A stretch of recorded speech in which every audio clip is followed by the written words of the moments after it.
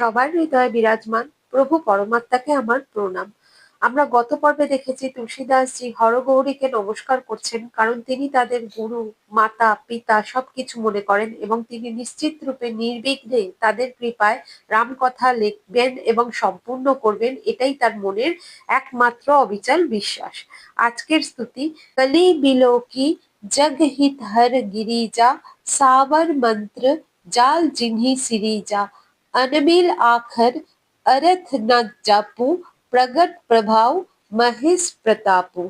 কলি বিলোকি মানে কলিযুগকে নিরীক্ষণ করে দেখে, জগহিত হর গিরিজা জগতের হিতের জন্য হরগৌরী, সাবর মন্ত্র জাল জিনহি সিরিজা যারা সাবর মন্ত্রের রচনা করেছেন।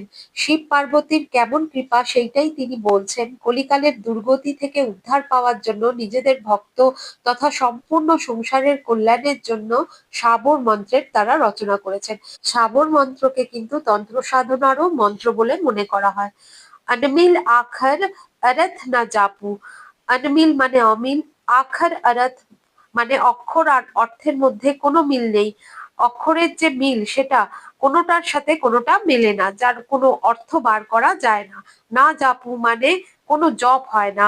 সাবর মন্ত্র এমন এক মন্ত্র যার কিন্তু অক্ষরের না কোনো মিল আছে, না মানে আছে, না সেই মন্ত্রের কোনো জপ করা হয়। কিন্তু সাবর মন্ত্র এমন মন্ত্র যা যে কেউ বলতে পারবে, কিন্তু তার কোনো অর্থ নেই।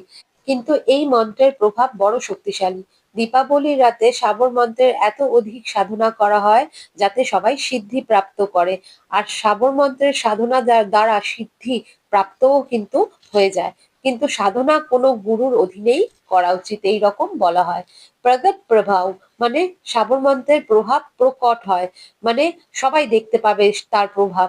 মহেশ প্রতাপু মানে মহাদেবের প্রতাপের দ্বারা। সাবর মন্ত্রেও মহাদেবের প্রতাপের দ্বারা এমন ফল প্রদান করে যা আমরা অনুমানও করতে পারবো না। তাহলে সাবর মন্ত্রের এত প্রভাব যে হরগৌরীর আশীর্বাদে শ্রীরামচরিতমানসও প্রভাবিত হবে, এই ভেবেই তুলসীদাসজি এই স্তুতিটা করেছেন। শ্রীরামচরিতমানসে অক্ষরের মিল আছে, তার অর্থ আছে। সারা সংসারের কাছে রামরূপী চরিত্রের গুণগান করছেন, তার মহিমার বার্তা পৌঁছে দিচ্ছেন তুলসীদাসজি, এবং শ্রীরামের সখা, স্বামী, সেবক সবকিছুই শ্রী মহাদেব। তুলসীদাসজির গুরু, মাতা, পিতাও তারা। তাহলে তুলসীদাসজির ওপর নিশ্চিত রূপে তাদের কৃপা হবে, এই তার একান্ত বিশ্বাস। এবার পরের স্তুতি। সো উমেশ মোহি পর অনুকূলা, করহি কথা মুদ মঙ্গল মূলা, সুমিরে শিবা শিব পাই পসাউ, বর্ণৌ রামচরিত চিত চাও। সো উমেশ মানে সেই উমাপতি, মোহি পর অনুকূলা আমার ওপর অনুকূল হন, এমন কৃপা করুন যে আমি নির্বিঘ্নে ভগবান রামের যশের গান করতে পারি। করহি কথা মুদ মঙ্গল মূলা কৃপা করে শিব এই রাম কথাকে যা আমি বর্ণনা করব আনন্দ ও মঙ্গলের মূল রূপে প্রতিস্থাপিত করে দিন। তা যেন সমস্ত রকমের কল্যাণের উৎস হয়ে যায়, সবাইকে আনন্দ দেয়, প্রসন্ন করে, সবার দুঃখের, শোকের, কষ্টের হরণ করে নেয়। এই রকম কথার রচনা ভগবান শিবের কৃপায় যেন তুলসীদাসজি করতে পারেন, তিনি সেই প্রার্থনাই করছেন।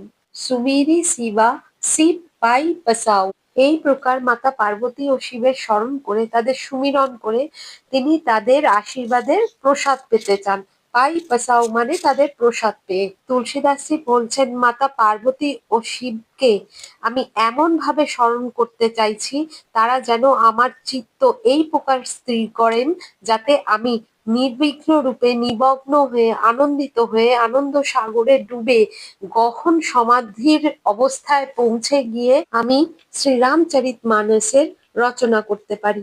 ভগবান শিবের কাছে তুলসীদাসজি অত্যন্ত অনুনয় বিনয়ের সাথে এই প্রার্থনা করছেন। বর্ণৌ রামচরিত চিত চাউ, তার মনের অত্যন্ত আন্তরিক ইচ্ছার সাথে, একান্ত ইচ্ছার সাথে বর্ণৌ মানে বর্ণনা করতে চান রামচরিত মানসের। নমস্কার করছেন তুলসীদাসজি সবাইকে, যাতে তারা তার উপর প্রসন্ন হয়, তার উপর কৃপা করে, তার অনুকূলে হয়ে তাকে সহায়তা করে। এর ফলে যে শক্তির উদয় শ্রী তুলসীদাসজির মধ্যে হবে তা সম্পূর্ণরূপে তার কার্যসিদ্ধিতে সহায়ক হবে। তাই জন্যেই তুলসীদাসজি এত নমস্কার করে চলেছেন অনবরত। তাহলে আজকের মতো রাম রাম।